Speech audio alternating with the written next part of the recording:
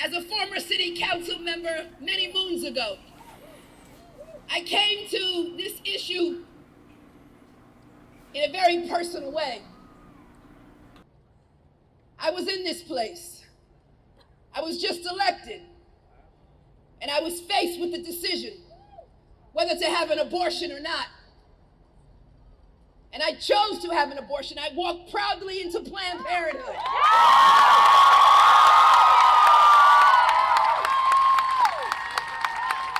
And I make no apologies to anyone. To no one. And all of you also know that I am a woman of faith. I go to church. But my God teaches me all about love and acceptance. And my God teaches me about privacy.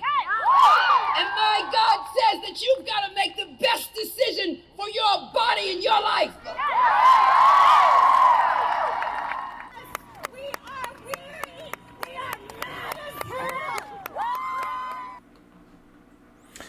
You know, I don't believe in this whole transgendered thing or gender fluidity, but that chick got some balls.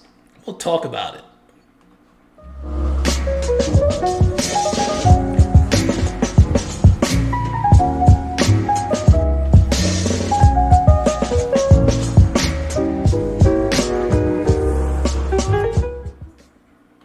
Hello everyone, this is Keith. Welcome to the Ghetto Sapien channel.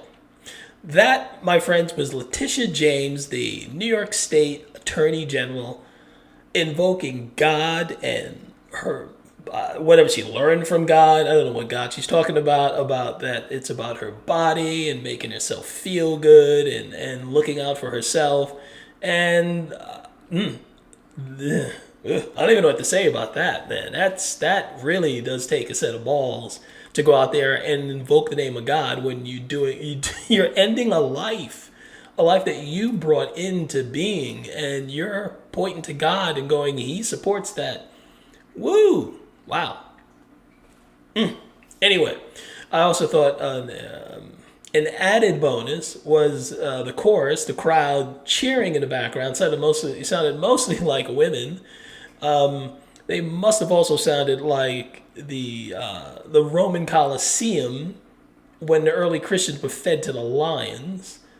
You know, the cheering for the bloodthirsty cheering was just insane. But we've been seeing a lot of insanity lately since it looks like the Supreme Court might be reversing Roe versus Wade. A lot of insanity, a lot of sophistry, aka lies.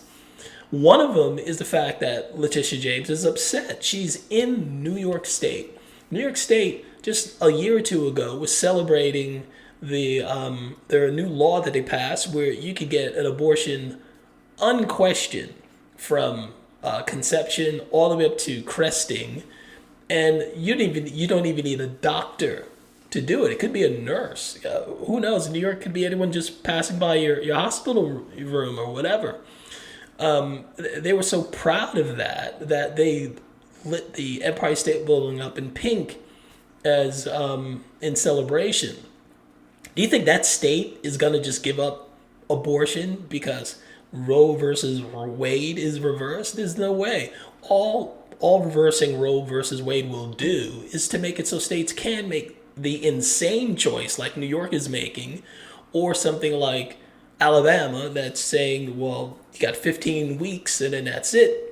Alabama might even make it more restricted than that, but that's democracy. That's federalism. That's how it should work. The state should make these decisions, especially something as big as this.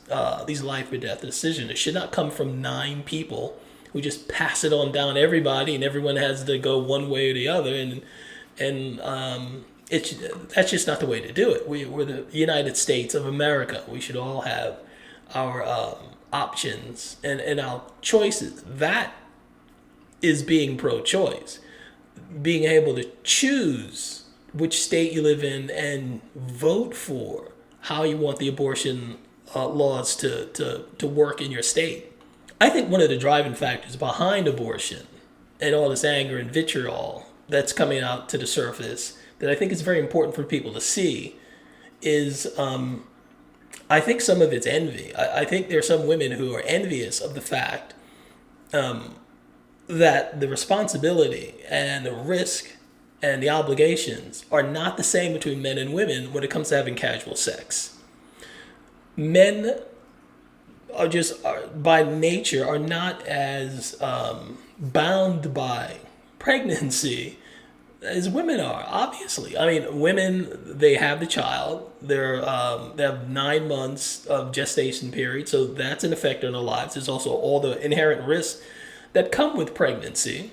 Even after you have the child, you can't work as hard as you want to. You can't produce as much as you'd like to. You might be obligated and dependent on a man or the state, worse, in order to help you out during this time period. So there's a lot more risk that women have that men just simply don't have. But there was a time when the risk was, society tried to balance out that risk and move more of the risk over to the man when it comes to having casual sex. This was done through shame sometimes. No one wanted to be called a bum, but that's what they call guys who shirk the responsibility of manhood, that being fatherhood and being a husband and being a provider and working hard and sacrificing for your family. Men checked themselves that way. You'd be embarrassed to be, like in your 30s and or maybe even older, and you haven't worked, or you haven't, you're not obligated to taking care of your family. That was an embarrassment. That was one way society checked the behavior and moved some of the responsibility of having sex over to the man and away from the woman. Another way, more older societies, their solution was arranged marriages. You typically was on the higher end of the socio economic spectrum because there was wealth involved. You wanted to keep the wealth in the family. Also, it helped you to make sure you're coming from you have two parent families, similar values, similar backgrounds. It does make it easy to remain married when you have the same values. But arranged marriages also helped, keep sex within the between two people, and also help the man to it made it so he was more likely to work hard and take care of his family. So that again balanced out the responsibility of sex and the risk as well between a man and a woman. Still, it never made it 50-50 because you can't, but it was a lot closer to just letting the guy run off and do whatever the hell he wanted and leaving a woman with the child. On the lower end of the spectrum, you had shotgun weddings. Okay, so they came in effect proactively, kind of after the fact, after she's pregnant, before she either starts showing or before the baby comes out. It was shotgun to head, and then you march your ass to the chapel and got married. Because even on the lower end of the economic spectrum, there's still embarrassment. You didn't want your family embarrassed or shamed by having a woman that's pregnant without benefit of the husband and father for the children. And also on society, you're not a drain on society because as a man, your husband was expected to take care of you, rich or poor, didn't matter. Again, that's how society took care of it. Now you have government, because now that society's kind of gotten away from that and doesn't see the importance of marriage anymore, and the promotion of casual sex, hookup culture is really everywhere. Government, in its wisdom, has tried to balance move some of the responsibility out, take it away from having casual sex. And how did it do that? Abortion.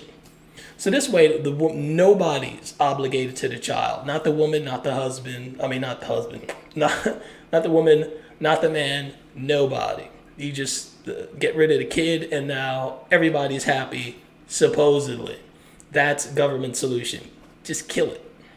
And I think in government's heavy-handed way of trying to fix the problem, which really wasn't a problem, they've broken everything. They've broken society. We have less respect for life now. We have more men emoting like women approaching sex like men. Just wrong. And I think we're spinning apart because of it. So I think that reversing Roe versus Wade will actually help us bring us back together, because what it'll do, it'll reemphasize the seriousness of sex, that you shouldn't just enter it casually and just to feel good and just to make it, about you and maybe your partner secondarily. That's not what sex was really for. It's to bond. It's a reward for two people who are raising a family in marriage.